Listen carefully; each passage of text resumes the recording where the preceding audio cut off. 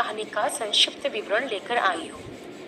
इससे पहले कि हम आगे बढ़े, आप हमारे चैनल को सब्सक्राइब, वीडियो को लाइक और शेयर करना ना भूलिए। तो आइए प्रियो, हम आगे बढ़ते हैं। बाइबल ऐसा बताती है कि ऊज देश में अय्यूब नामक एक व्यक्ति रहता था।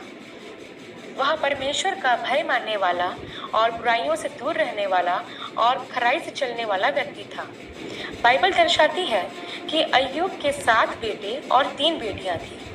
अय्यूब बहुत ही धनी व्यक्ति था। उसके पास हजारों भेड़ बकरियां, हजारों ऊंट, गाय, बैल तथा बहुत से दास दासियां भी थे। अय्यूब एक धनी व्यक्ति के साथ साथ एक धर्मी व्यक्ति भी था और उसके बच्चे भी उसका बहुत सम्मान करते थे। आगे हम देखते हैं प्रियो कि एक दिन यहोवा के पुत्र यहोवा के सामने उपस्थित हुए और उनके बीच शैतान भी आया। तब यहोवा ने शैतान से पूछा कि तू कहाँ से आता है? तब शैतान ने उत्तर दिया कि वे पृथ्वी पर इधर उधर घूमते डोलते फिरते हुए आता है। तब यहोवा ने शैतान से पूछा कि क्या तूने मेरे दास अय्यूब पर ध्यान किया है? क्योंकि उसके तुल्य खरा, सीधा और मेरा भय मानने वाला मनुष्य और कोई नहीं है। तब शैतान ने यहोवा से कहा कि क्या अय्यूब बिना किसी लाभ के परमेश्वर का भय मानता है? क्या यहोवा तूने उसके या उसके संपत्ति के चारों ओर बाड़ा नहीं बांधा? तूने तो उसके हर काम पर आशीष दी है। ध्यान दे भाइयों बहनों कि परमेश्वर हमारे चारों ओर अपनी सुरक्षा को बनाए रखता है। शैतान हमारा बाल भी बांका नहीं कर सकता है। जब हम परमेश्वर का भय मानते और बुराइयों से दूर रहते हैं तो परमेश्वर हर एक उत्तम आशीष हमें प्रदान करता है। लेकिन शैतान को यह पसंद नहीं आता।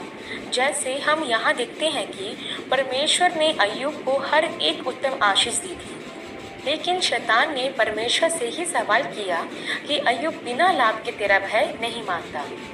फिर शैतान यहोवा से यह कहता है कि तू अपना हाथ बढ़ाकर जो कुछ उसका है उसे छू, अर्थात उससे छीन ले। तब देख, वह तेरी निंदा तेरे मुंह पर करेगा। उसके कहने का मतलब यह था कि जब परमेश्वर मनुष्य को सब कुछ प्रदान करता रहता है तब तक ही मनुष्य परमेश्वर का नाम आदर से लेता है, परंतु जब सब कुछ परमेश्वर मनुष्यों से छीन लेता है तो मनुष्य परमेश्वर को कोसने लग जाता है। ऐसा ही शैतान ने अय्यूब के विषय में यहोवा से कहा। तब यहोवा ने शैतान से कहा कि सुन, जो कुछ अय्यूब का है जा, वह सब मैं तेरे हाथ में करता हूँ, परंतु केवल उसके शरीर पर हाथ ना लगाना। तब शैतान वहाँ से चला गया।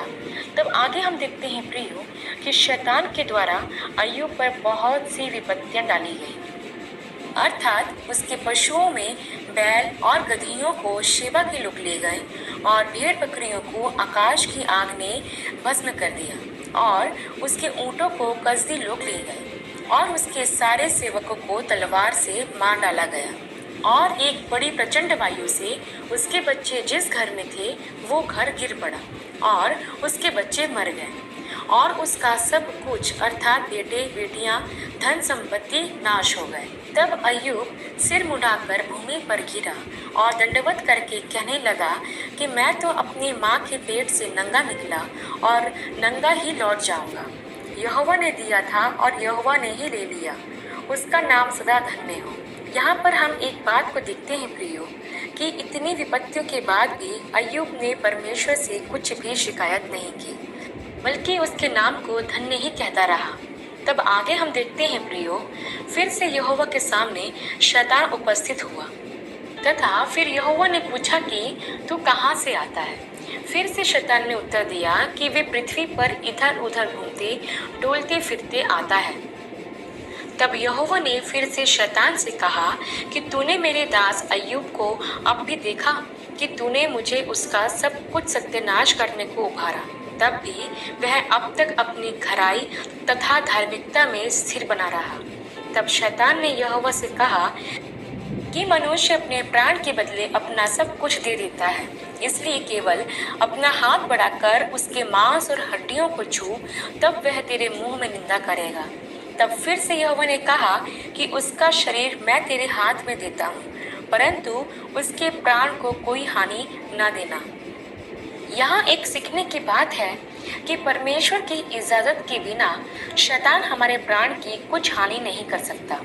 फिर आगे हम देखते हैं कि शैतान ने अय्यूब को सिर से लेकर पांव तक बड़े बड़े फोड़े कर दिए।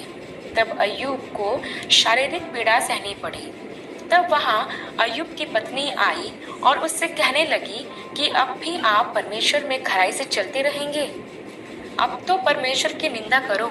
तब अय्यूब ने अपनी पत्नी से कहा, तू एक मूढ़ स्त्री है जो ऐसा कहती है। उसने कहा कि जब हम परमेश्वर के हाथों से सुख लेते हैं तो क्या दुख ना लें।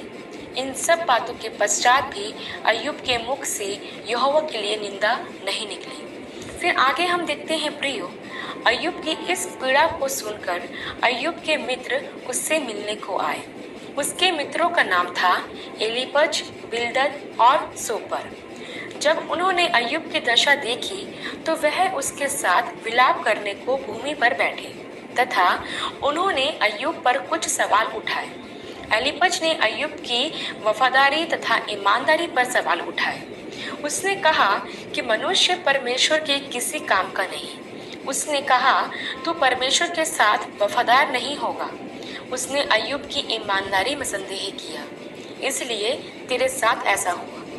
फिर अय्यूब का दूसरा मित्र बिल्दद ने अय्यूब से कहा कि अय्यूब ने जरूर कोई पाप किया होगा जिसकी वह सजा भुगत रहा है, क्योंकि मेरे भाइयों और बहनों, आज भी ऐसा ही होता है।